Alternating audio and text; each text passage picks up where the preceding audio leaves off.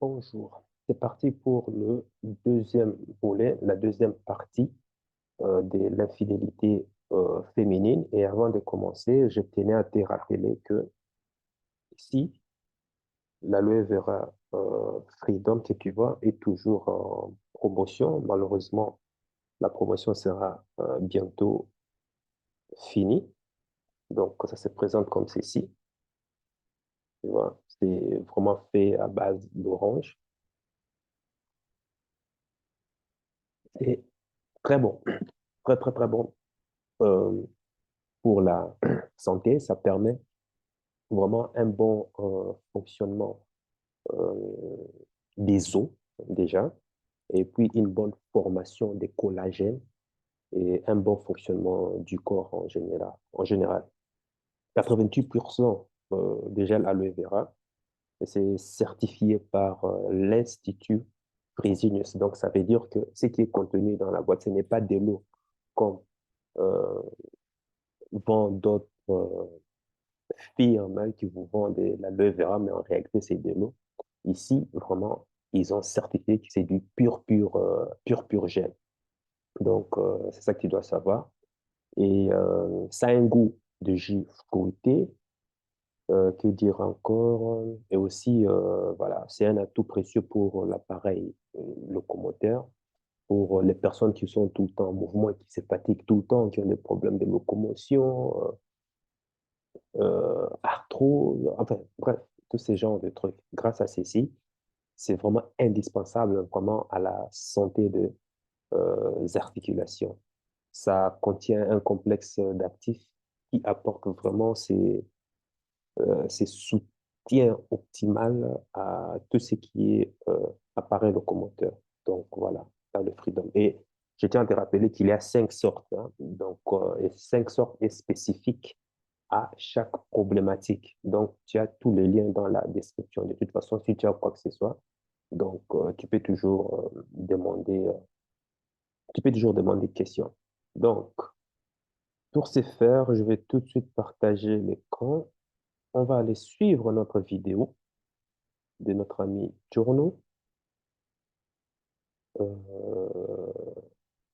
Partager l'écran. Donc, voilà, on va tout de suite aller voir la vidéo de notre ami. Voilà, c'est ceci, la vidéo. Et on va simplement continuer la suite avec euh, par rapport à ce qu'on a développé hier, hein. Soyez stratégique, faites-le avec des personnes qui vous permettent d'avancer, d'évoluer, etc. Et surtout, gardez ça pour vous. Parce que même si vous êtes une traînée, vous pouvez être une excellente épouse, une excellente mère, etc. Et votre passé est votre passé. Et ne le dites à personne, gardez-le pour vous, c'est votre jardin secret. Voilà le conseil que je donnerais à toutes les traînées. Et quoi qu'il en soit, mesdames, on est ensemble. Voilà. Alors pour celles qui veulent être des traînées, assumez d'être traînée, mais surtout soyez discrète. Voilà. On vient tous, on vient tous d'attendre, c'est trop marrant. Mais bon, pas de jugement de valeur.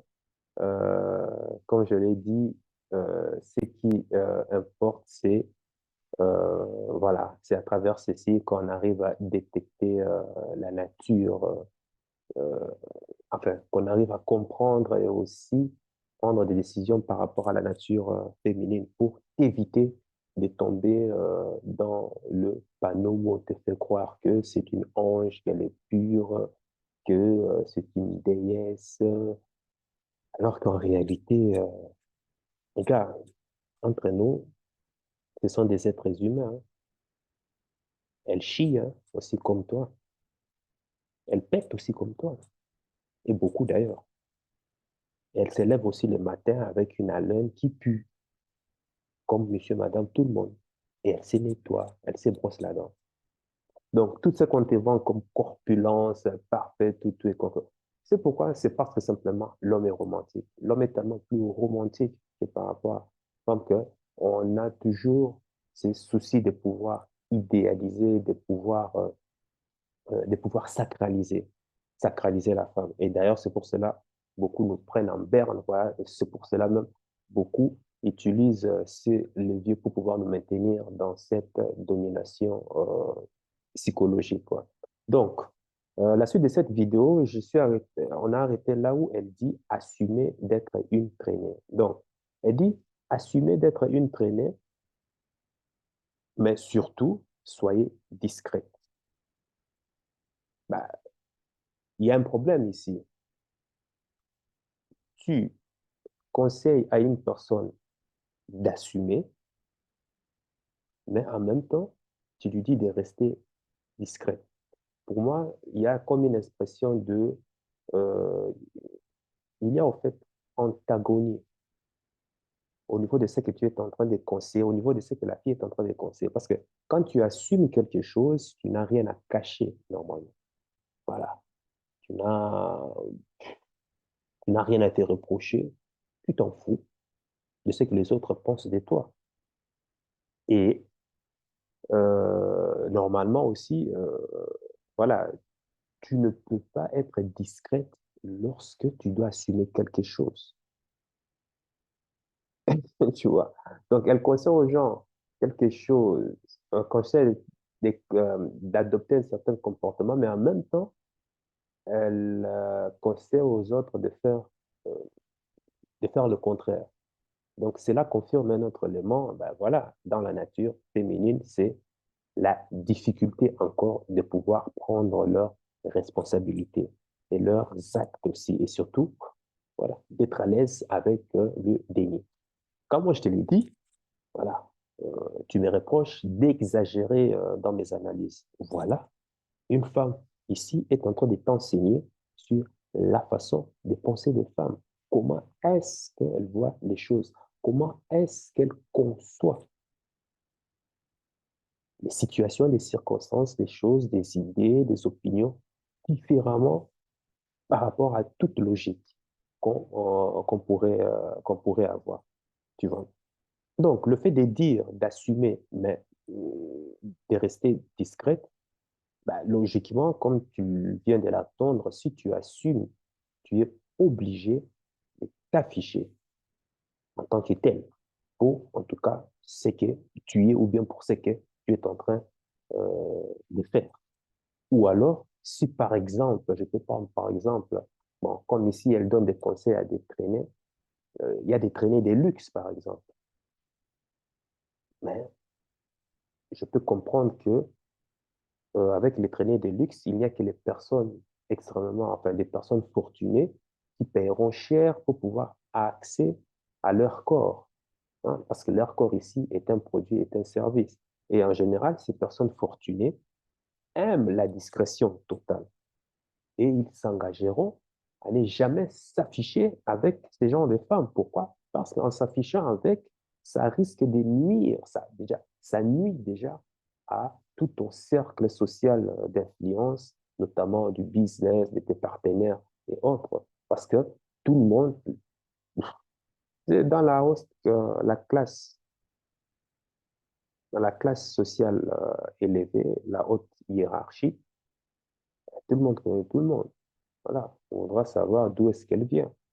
Et tout est consort. Et si tu n'as pas de traces, si tu n'as pas d'historique, ça attirera toujours la curiosité de beaucoup. Et connaissant que c'est une femme, comme ce sont des traînées, donc forcément, elles ont l'habitude de connaître déjà plusieurs partenaires sexuels.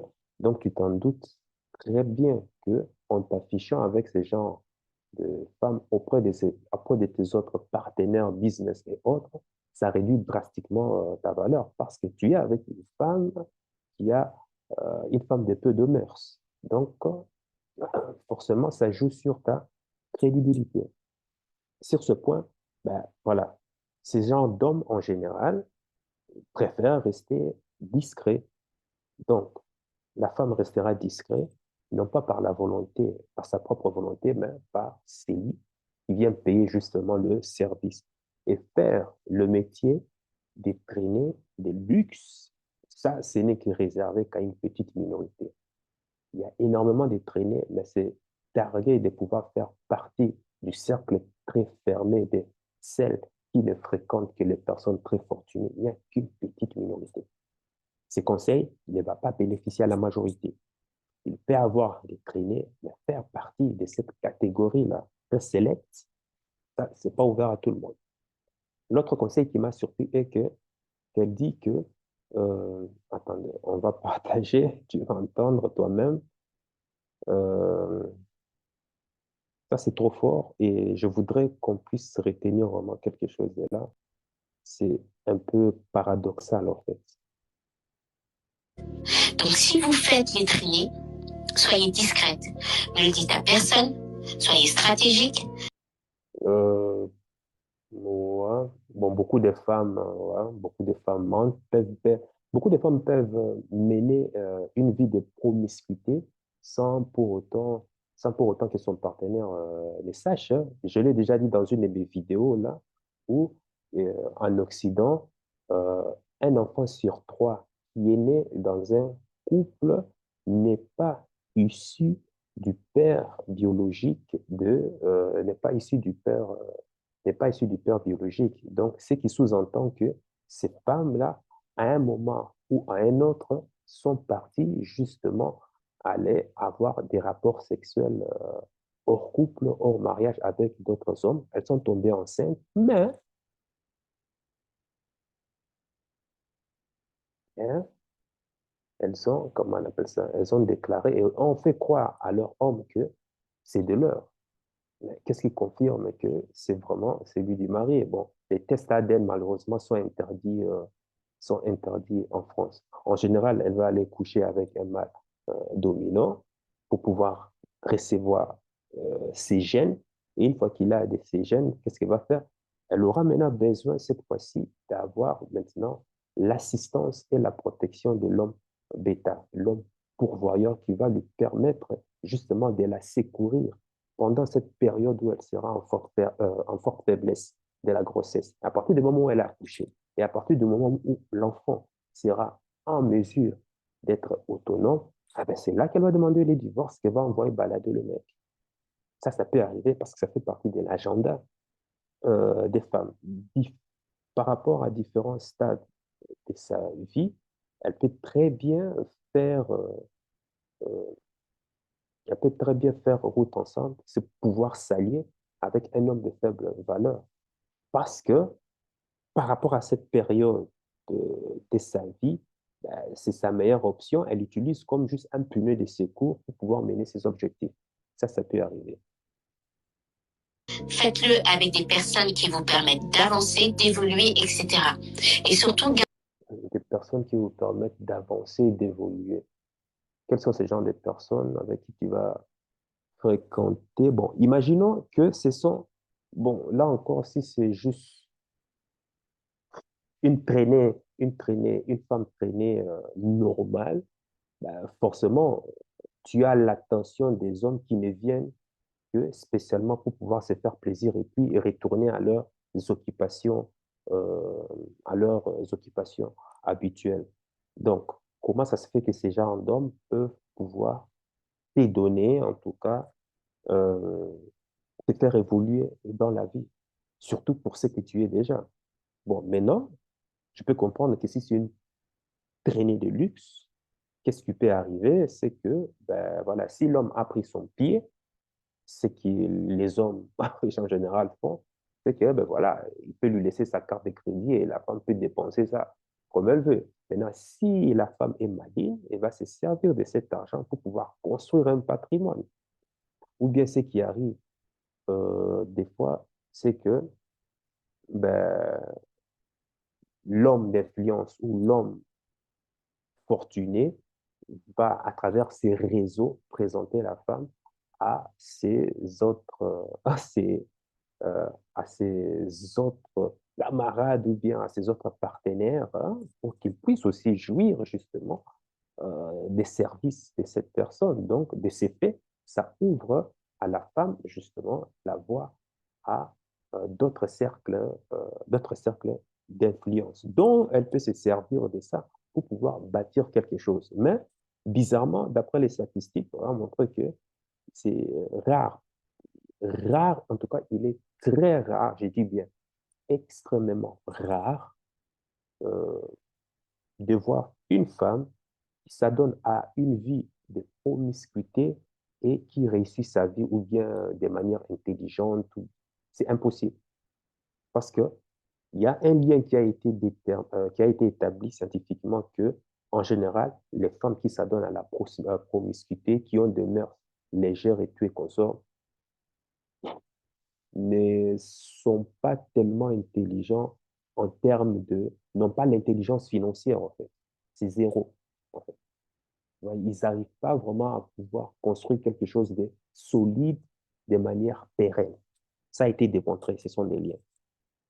Donc, quand elle dit que fais-le avec des personnes qui t'aident à évoluer, maintenant, ça dépend. Parce que déjà, une fille déjà intelligente, déjà, ne va déjà pas déjà s'adonner parce qu'elle sait que c'est sa seule valeur à elle qu'elle a pour pouvoir justement, pour pouvoir, pour pouvoir trouver son homme de valeur, pour pouvoir trouver sa meilleure option.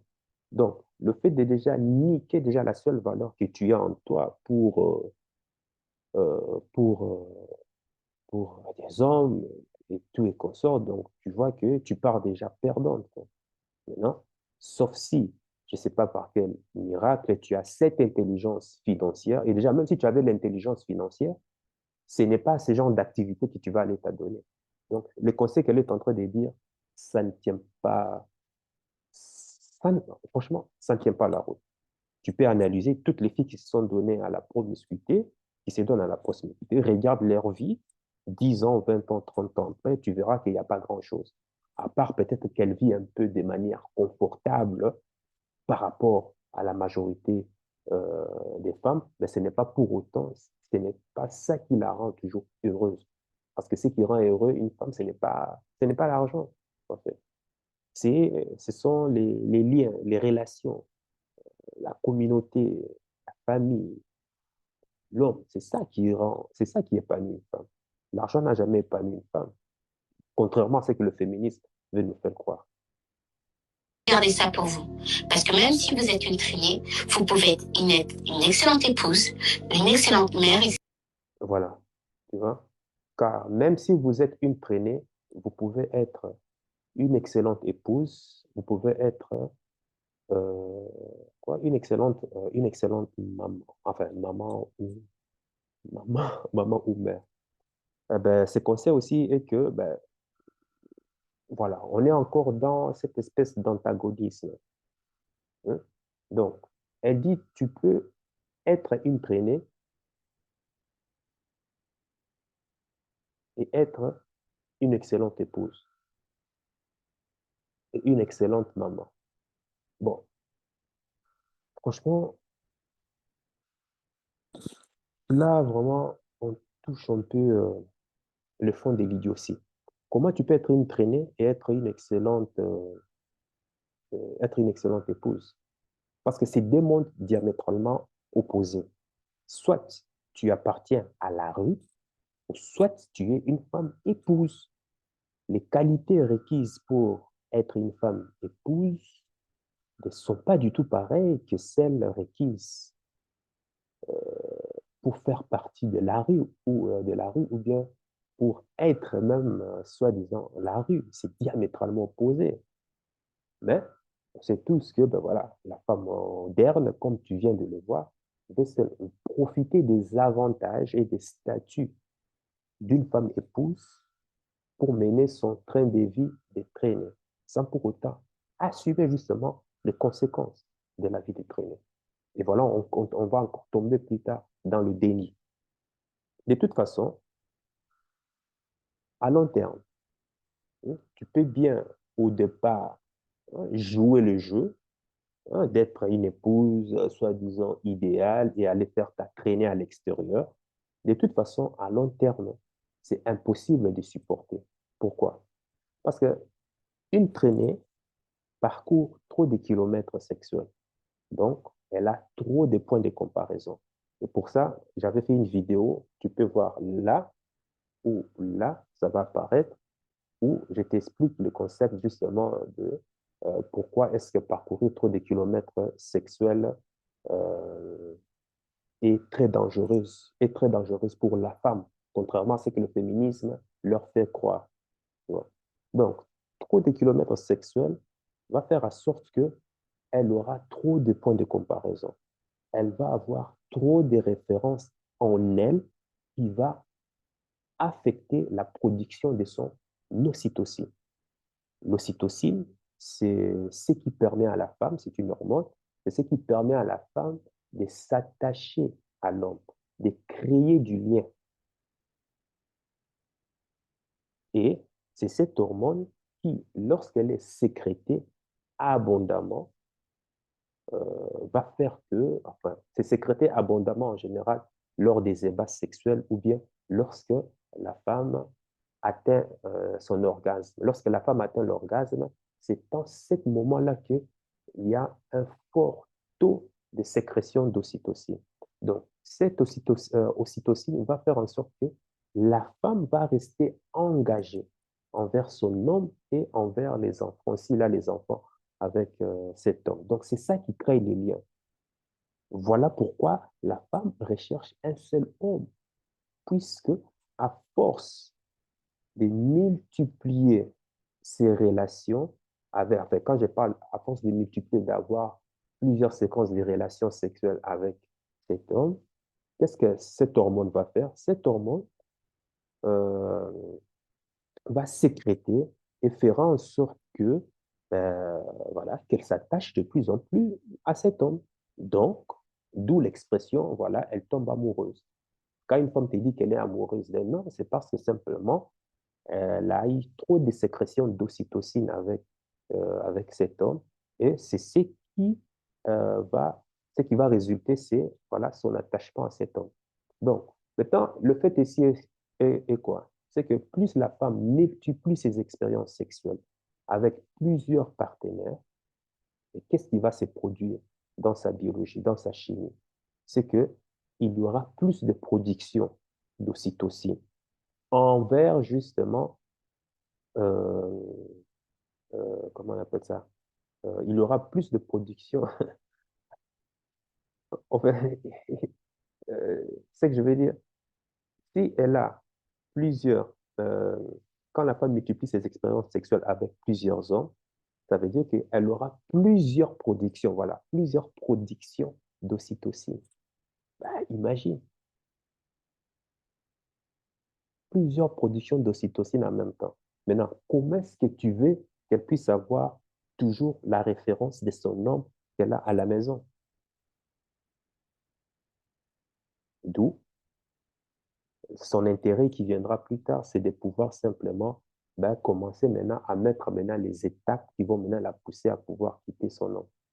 Parce que coucher avec plusieurs hommes différents veut dire faire sécréter plusieurs productions massives d'ocytocine, d'où plusieurs points de comparaison, plusieurs référencements. Et pour satisfaire sexuellement ces genres de femmes, il faudrait, toi, en tant qu'homme, que tu puisses avoir une puissance exponentielle supérieure par rapport à la totalité de toutes les références d'hommes qu'elle a connus dans le passé. Tu imagines cette puissance exponentielle? Mission impossible, ça je ne sais pas, même Rocco Siffredi ne peut pas, là. Même le gars, là, Mandingo ou quoi que ce soit, personne ne peut pas. La, tu peux avoir l'anaconda, je ne sais pas de combien de kilomètres. C'est impossible. Tu ne peux pas. Bon, peut-être qu'en Afrique, il y a encore des racines, il y a encore des vins traditionnels qui multiplient méchamment hein, la puissance de l'autre. Mais pour tous ceux qui sont en Occident, c'est mission, euh, c'est mission suicidaire. En fait. C'est impossible. Impossible. Et ces genres de femmes, sont condamnés à vivre dans la solitude, truly alone.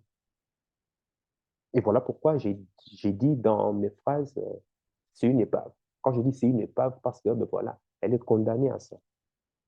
Et maintenant, avec des épaves ainsi, maintenant, tu as maintenant beaucoup d'hommes déconstruits parce que simplement, voilà, la femme en question est un peu bien fourrée, bien chargée, qu'elle a des bons petits beefsteaks sur elle, tu es consort. Ben, ils vont prendre cette femme Ils vont la faire, euh, la mettre dans la maison, soit l'épouser en disant que, oh, c'est pas grave, avec moi, elle va changer.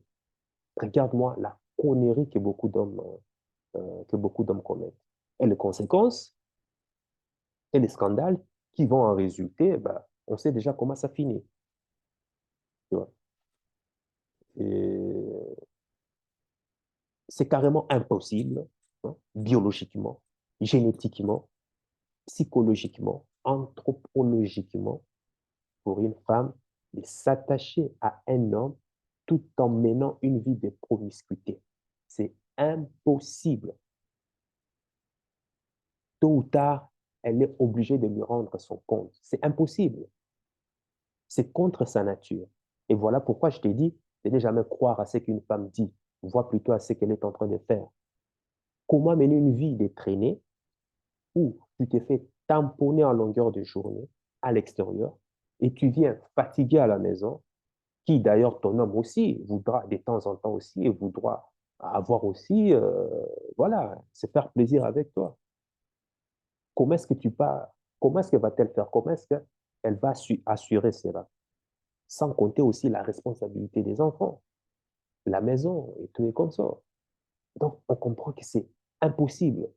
Hein. Tu peux être une traînée et être une bonne épouse. Qu'est-ce que tu entends par bonne épouse? Si on prend la logique de bonne épouse normalement, ben écoute, bon, disons que tu es discrète. Tu reviens à la maison et à chaque fois fatigué, tu dis à ton homme, chérie, pas aujourd'hui, j'ai la migraine, j'ai mal à la tête, ces genres de trucs. Déjà, quand tu entends ces genres de trucs, il faut savoir, ok, il faut savoir que ce sont des prémices, ce sont des symptômes qui disent déjà que, ben voilà, il faut déjà te poser des questions. Si tu as une partenaire qui ne te disait pas ça avant et qui commence à te le dire, fais très attention. Parce que si elle est avec toi et que là, c'est fort tôt d'ocytocine qui est à chaque fois sécrétée lorsqu'elle est avec toi, en général, elle est toujours open. Tu vois, donc, fais, euh, fais très attention. Ce sont des signes de, voilà.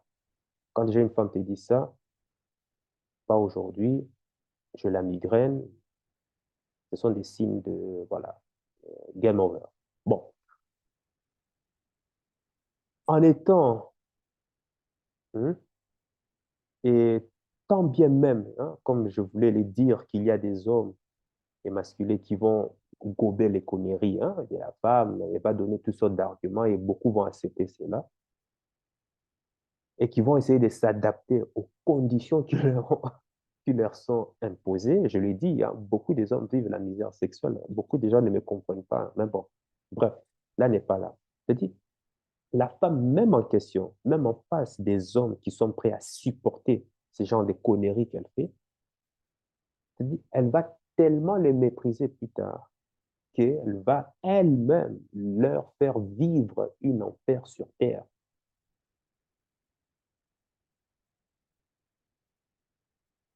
Plus tard, elle va l'envoyer balader parce que cet homme n'est pas suffisamment homme pour pouvoir imposer sa réalité.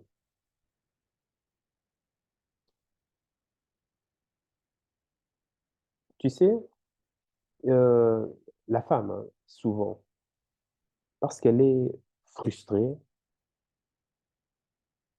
déçue, découragée de ton manque de domination, de ton manque de masculinité, elle va souvent te titiller. Souvent, elle va te tester pour voir si tu as encore des couilles. C'est sa nature. C'est ça, la nature, c'est sa nature hypergame. Parce qu'elle voudra toujours se rassurer en tout temps et à chaque fois pour voir si tu es vraiment l'homme en question qui va la permettre de pouvoir survivre dans cette nature. Notre cerveau reptilien, malgré tant d'années d'évolution, n'a pas évolué tant que ça. Nous réagissons toujours aux stimuli, aux habitudes que nos grands-parents nous ont léguées. Toujours. Rien n'a changé jusqu'à présent. Nous continuons toujours à reproduire, à imprimer, à copier toujours les mêmes habitudes de nos arrière, arrière, arrière, arrière grands-parents par rapport à leur environnement sauvage.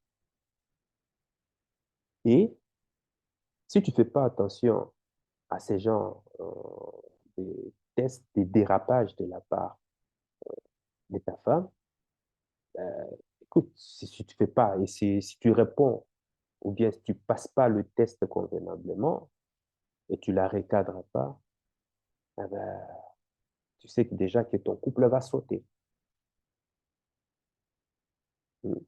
Et de l'autre côté, elle parle d'être une mère. Mais on sait tous que si tu veux être une bonne mère est celle qui veut que ses enfants grandissent dans un foyer sécurisé à côté de leur père. Papa, maman forment la famille. Mais non. Comment est-ce que tu peux être une bonne mère alors que tu es en train de vivre ta vie de promiscuité à l'extérieur? C'est exposer déjà le danger déjà pour ton couple et aussi pour tes enfants déjà aussi. Avoir une vie de promiscuité, une vie de traîner à l'extérieur, c'est aussi mettre en danger euh, ton foyer face à des IST, des infections sexuellement transmissibles. Parlons que de ça. Sans compter aussi qu'il y a aussi un risque en termes de transmission aussi des jeunes par rapport à ton mari. Mais bon, quand tu mènes déjà ce genre de vie, ça veut dire qu'il n'y a pas déjà de respect pour son mari. Donc, tu vois que là, déjà, mère, c'est déjà... Bon, tu peux être mère célibataire, je peux comprendre, mais le foyer, la sécurité au niveau de ton foyer déjà, pour l'avenir de tes enfants, la stabilité de tes enfants. Donc, tu vois que ça colle pas. Désolé, ça colle pas. Ce conseil montre encore une fois que ben, cette femme n'a jamais expérimenté la vie de couple, déjà pour elle-même. Tous ces arguments, pour moi, ben, voilà, ne sont pas fondés, peut-être émotifs, ou bien peut-être que c'est une vidéo, des blagues. Mais bon, il n'y a aucune logique dans ce qu'elle dit. Et en dernière position, elle a dit euh, euh, elle a dit quelque chose que j'ai souvent l'habitude de dire ici par rapport au passé de la femme. Elle dit, votre passé, c'est votre passé et ne le dites à personne. Par contre, les femmes modernes, en tout cas, presque toutes, hein, essayent toujours de nous faire croire que le passé, c'est pas plus important. Si tu es un homme, tu es censé assumer, n'est-ce pas? Ah. Or, tu viens d'entendre toi-même. Ce qui donne la valeur à la femme aux yeux de l'homme, c'est son passé vierge. Si elle a un passé où toute la planète Terre est passée dessus, c'est tout à fait logique que, ben voilà, euh, ça fait perdre la valeur, ça fait perdre la valeur à la femme. Inconsciemment, la femme moderne sait cela. Et voilà pourquoi beaucoup de femmes mentent sur leur body count, sur leur nombre de partenaires qu'elles ont eu. Au lieu de se préserver jusqu'à rencontrer l'homme idéal qu'elles considèrent supérieur et tout et consort, non. Le féminisme leur dit, écoute, tu as le droit de faire tout ce que tu veux de ton corps, tu as aussi le droit d'avoir des expériences. Si les hommes le font, toi aussi, il faut le faire. Ton corps, c'est ton choix. My body, my choice. OK, pas de souci. Sauf que à un moment de la vie, tu voudras te poser, avoir des enfants, et là encore, tu voudras encore avoir aussi un homme que tu considères être un bon potentiel. Mais sauf que ces hommes ne voudront pas te donner leur loyauté et s'engager avec toi. Tu seras siphonné parce que tu as siphonné tellement tous les concombres de ta vie, tous les concombres du lieu de ton travail. Et tu veux que je me mette avec toi pour mettre en danger la transmission de mes gènes. Je sais pas. Enfin, enfin, ça, je te parle des bases, hein. Si déjà tu connais pas déjà ça, ces bases, pourquoi est-ce qu'on s'élit avec les femmes? Laisse tomber, quoi. C'est que tu as beaucoup de choses à faire. Regarde dans la barre de description, il y a quelque chose pour toi. Et surtout qu'en étant avec toi, parce que si, comment est-ce que je vais me mettre avec toi? Déjà, il y a déjà ça. Et en plus, le respect, quoi. J'aurais pas le respect de la part des autres hommes. Vis ton passé sulfuré, ton passé lourd. Pourquoi prendre autant de risques? Et voilà comment la névrose, la dépression s'installe. Et c'est toujours plus tard, hein, c'est toujours plus tard que malheureusement, elles se rendent compte de l'arnaque de leurs choix, de leurs opinions dues au féminisme. Sauf que, ben voilà, à cet âge tardif, on ne sait plus remonter le temps pour redevenir jeune et pleure encore à ces hommes alpha et dominants qu'on aurait voulu avoir. Vivre sa vieillesse, moi je trouve que c'est ça qui est triste parce que tu vas passer tous tes vieux jours sans ton homme supérieur, sans ton homme idéal que tu aurais voulu avoir. C'est triste. Et ça déjà, c'est déjà la première mort. C'est la première mort pour la femme. C'est déjà, voilà, dépasse le mur sans avoir quelqu'un qui sera là pour toi, te cajoler dans le chou, être, tu vois, le lien. Ça, c'est déjà la première mort. Maintenant, vivre ces vieux jours sans enfant, lorsque tu atteins la date limite de ta fertilité, ça, c'est ta deuxième mort. 30, 35 ans, c'est déjà le danger. Après ça, c'est compliqué. C'est compliqué. Nous, on est des hommes. On reste techniquement et potentiellement fertile jusqu'à 80 ans, 75 ans.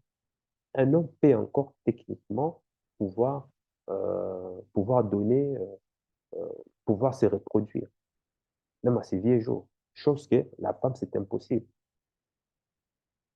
À cause de cette illusion que le féminisme, que l'Occident leur donne.